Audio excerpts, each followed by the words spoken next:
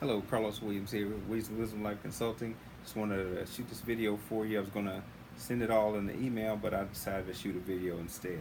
So basically what I want to do is just real briefly give you a recap of what we talked about in the last email.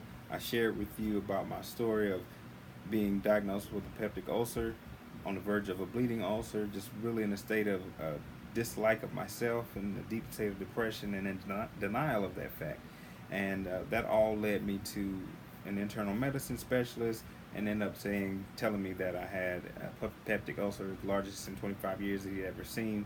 And then he also stated that it was related to my diet and lifestyle. So in that moment, I decided that I had to make a choice, and I, I decided that since I'm the one that caused this particular illness that I had, that I could do something to make a change, and I decided to make a change in my lifestyle and my diet.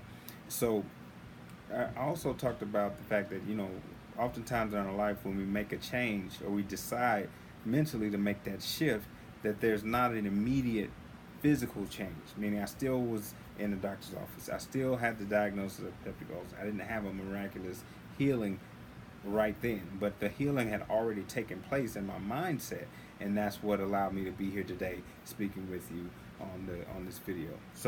Uh, so what I want to do is I'm going to talk about the jewels, and we talk about the 5 jewels of transformation. What are these jewels? Why do I call them that? Well, first I have to give you a little bit of background on the individuals that helped me to make these shifts. So the person that helped me the first was Jimmy Cunningham. He was a mentor of mine.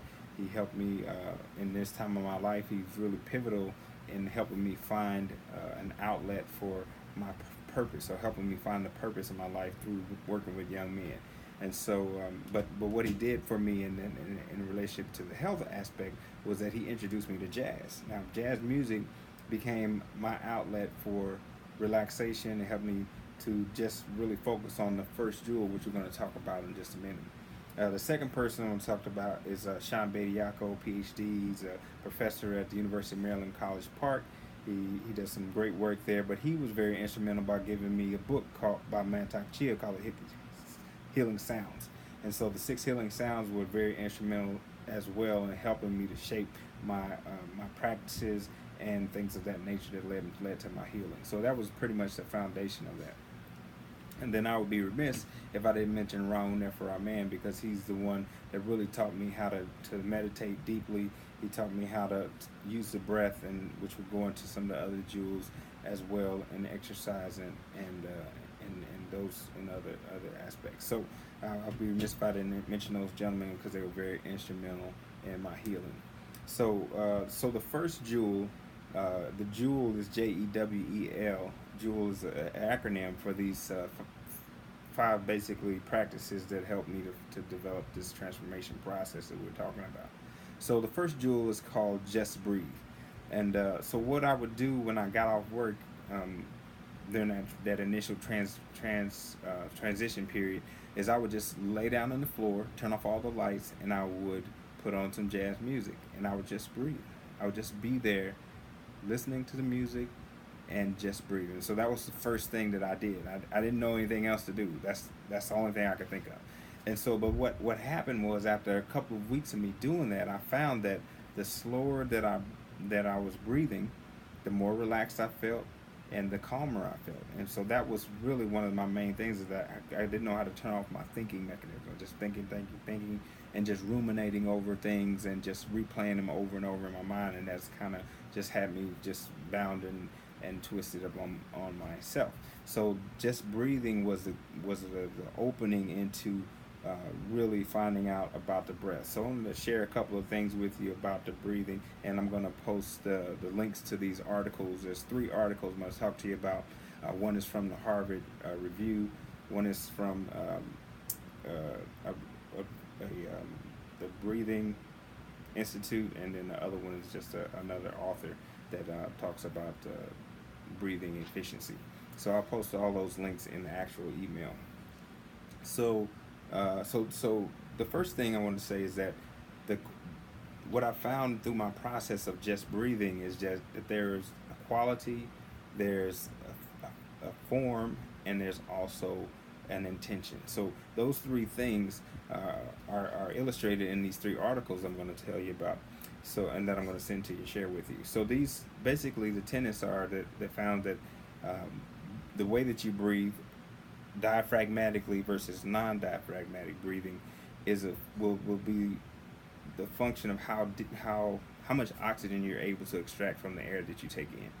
For example, a very healthy person is able to extract about 50% of the oxygen that they inhale within a minute.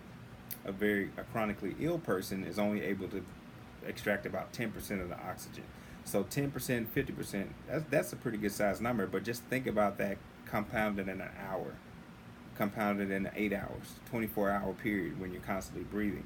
The difference in amount of oxygen that's taken into your system is huge from a very healthy person versus a very chronically ill person. And so that's important because of the next thing I'm going to talk about, which is how important oxygen is and the air is to us. Is that without 5 minutes of oxygen, your brain cells begin to die. So that's how I quantified or rank the order of importance. That's what these jewels are ranked in terms of importance to us. So the first jewel, just breathing, is the most important thing because without air, we won't be here. Without 5 minutes of air, we'll start to lose brain function. And so that's important because the brain is the central processor for all the functions in our body. And so again, if we go back to that 10%, 50%, that quality of breath that's taken in means more oxygen is going into your brain, which means you can process things better, you can think clearer, you can make better decisions and things like that. So that's those two things there.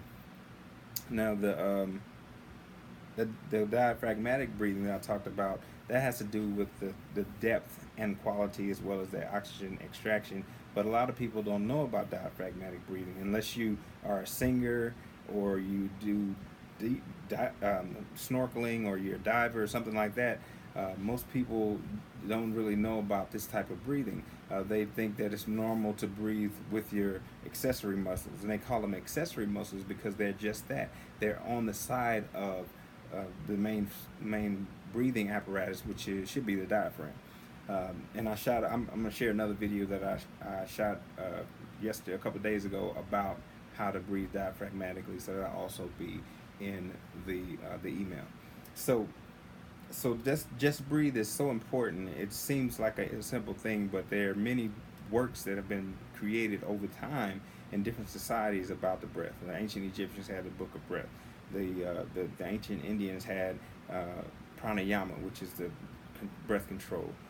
Kung Fu and martial arts is much of the power is generated through the control of breathing. Yoga, many different martial art forms. If you go throughout the world and you study martial arts, you will see that the breath is the main component of the power that's generated within an individual. So that's the first jewel, and the jewel that goes with that is the onyx. It's a black stone, and it's a very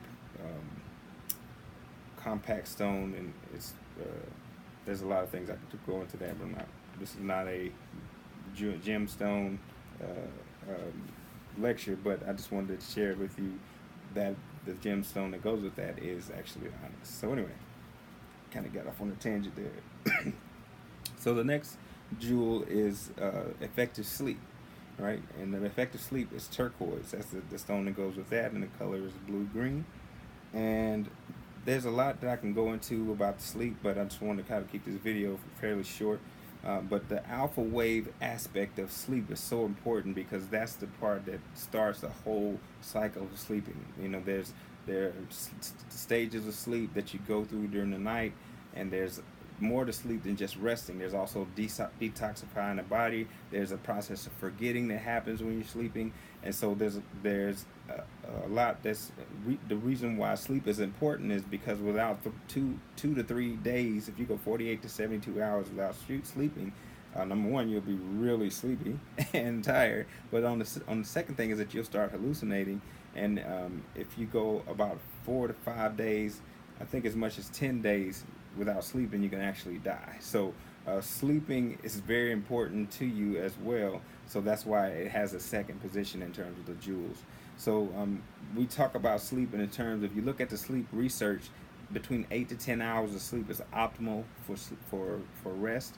And like I said, there's a lot of detoxification of the blood, regenerating the body, healing and things like that take place during the night while you're sleeping. So if you're not sleeping at night, if you sleep during the daytime, if you work swing shift or night shift, things like that, then you're missing vital aspects of what the sleep function actually does that you can't get during the daytime. And there's a lot of research, like I said, that goes into that, and I can't really get into a lot of that right now. But the aspect of what I really want you to take away from this is that 8 to 10 hours is optimal for sleep. So what about those people that say, well, I only sleep 4 hours a night and I'm fine, or I only sleep 5 hours a night and I'm great? Well, you may be sleeping only 4 or 5 hours, but the fact remains that you are sleep deprived, and you may be super successful. But the fact is that you're super successful in spite of being sleep deprived. So imagine how much better you could function if you actually had the proper amount of rest, if you actually had the proper amount of regeneration time in your sleep. And so what you will find is that many people will notice that over years, if you've been in business 10, 15, 20 years, the accumulation of all those hours of not getting sleep, of not regenerating properly, of not getting the right detoxification, of not getting the right amount of regenerative time, it starts to accumulate in our midlife years. And so if you haven't gotten to that time yet, like Granny said, just keep living. You will get there unless you take some steps to make changes. And so that's what this is really all about. Is about helping you to become a better version of yourself, to be the best version of yourself in actuality. So that's some overview of what I wanted to tell you about sleep.